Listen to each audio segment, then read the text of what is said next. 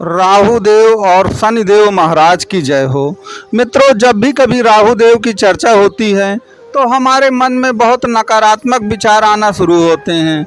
झूठ, फरेब, धोखा, गरीबी, ये इस तरह के नकारात्मक विचार हमारे मन में आने लगते हैं।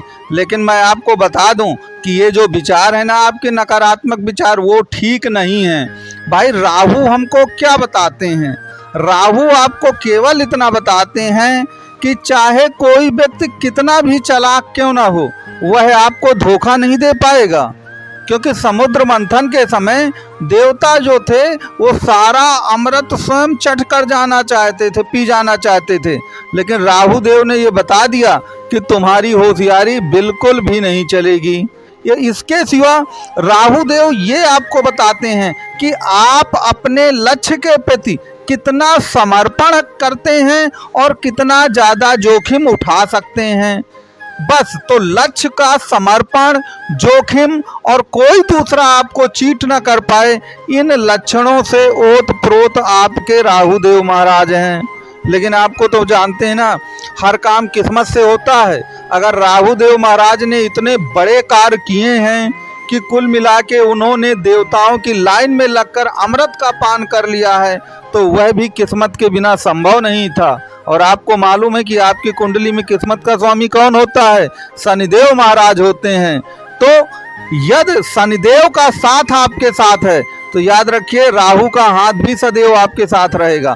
तो शनिदेव और राहु देव को इसीलिए कहा जाता है कि जो राहु देव हैं वो शनिवत कार्य करते हैं। कहने का तात्पर्य है कि शनि के समान ही आपका साथ देते हैं। और कुंडली में मैं आपको बता दूं, आपकी कुंडली में चाहे सभी ग्रह खराब हों, कुछ भी अच्छा ना हो, आपका भाग्येश अर्थात भाग्य का स्वामी शनिदेव जो होते हैं, नवम भाव के स्वामी आपके शनिदेव, वो अगर आपकी कुंडली में सही हैं तो इस दुनिया में कोई भी आपका बाल भी बांका नहीं कर पाएगा।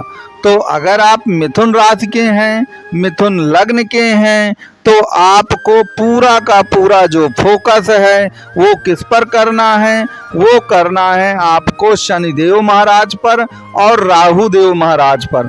अब मैं क्यों कहता हूँ कि शनि और राहु पर ही आप फोकस करिए? आप कहेंगे कि बाकी ग्रहों का क्या होगा, उन पर हम फोकस क्यों ना कर लें?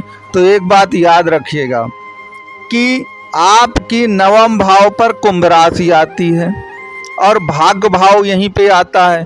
और जो भी मिथुन राशि या मिथुन लग्न के लोग होते हैं, याद रखें 12 भाव या 12 राशियों में सबसे ज़्यादा महत्वाकांक्षी, सबसे ज़्यादा भौतिकवादी अगर कोई राशि है तो वह मिथुन राशि है। अब आपको अपनी महत्वाकांक्षा भी पूरी करना है, आपको अपनी विलासिता भी पूरी करनी है। तो ये कहाँ से होगी? ये होगी केवल भाग्य के द्वारा। और भाग्य पर कौन सी राशि आती है? कुंभ राशि आती है। तो अब आप कहेंगे कि कुंभ राशि यदि आती है तो वहाँ पर तो शनिदेव का काम है, शनिदेव को जो करना होगा वही करेंगे, वही हमको सब कुछ जीवन में देंगे। आप राहु देव को बीच में क्यों घुसेड़ रहे हैं? आपका ये प्रश्न हो सकता है।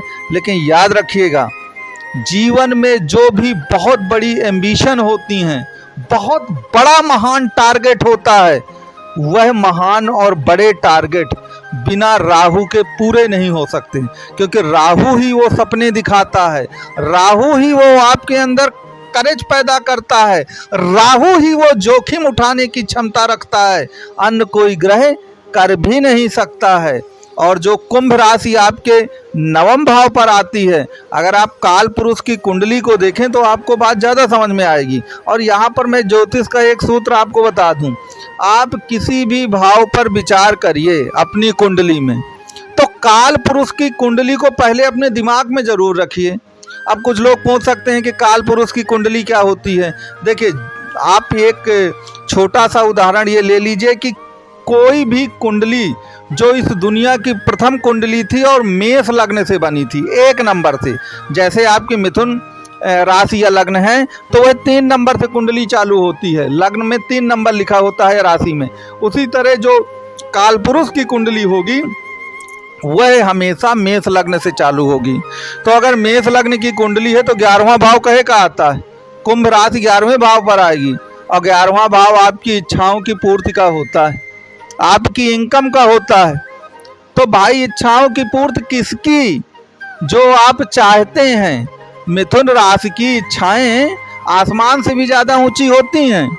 उनको विलासिता, लग्जीरियस लाइफ भी चाहिए और बड़े से बड़े टारगेट वो तय करते हैं।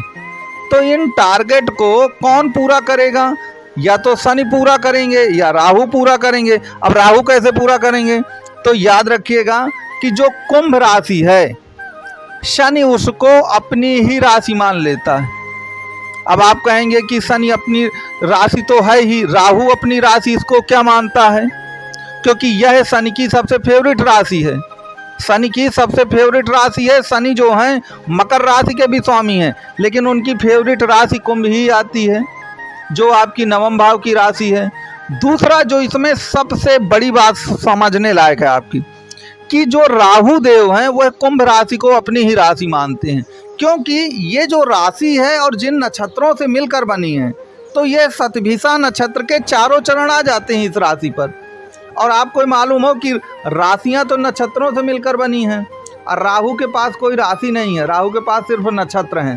तो वह शतभिषा राशि को, अब शतभिषा नक्षत्र को, जो कि एक प्रकार से आपका कुंभ राशि बनती है, जो कि राहु का ही नक्षत्र है शतभिषा, इसलिए राहु कुंभ राशि को अपनी ही राशि मानता है। क्योंकि कुंभ राशि जो है शतभिषा नक्षत्र से बनेगी, जो कि राहु का नक्षत्र है, और राहु इसे अपनी ही राशि मानेगा। अब राहु इसे ही अपनी राशि क्यों मानता है आप कहेंगे? भाई स्वाति और आद्रा नक्षत्र भी तो होते हैं। तो मैं आपको बता दूं कि स्वाति नक्षत्र और आद्रा जो नक्षत्र हैं, तो आद्रा नक्षत्र से भी मिथुन राशि बनती है।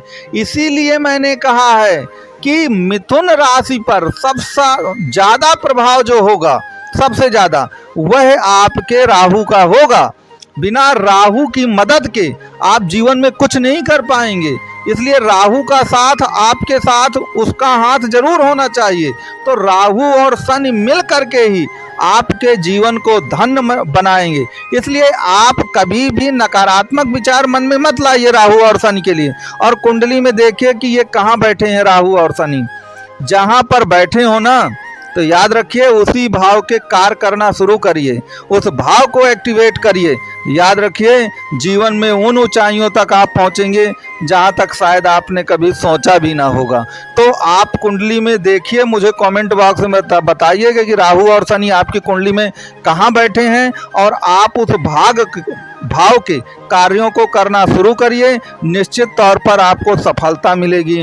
तो मित्रों, मेरे कहने का मतलब ये था कि की पॉइंट आपकी कुंडली में राहु और शनि हैं।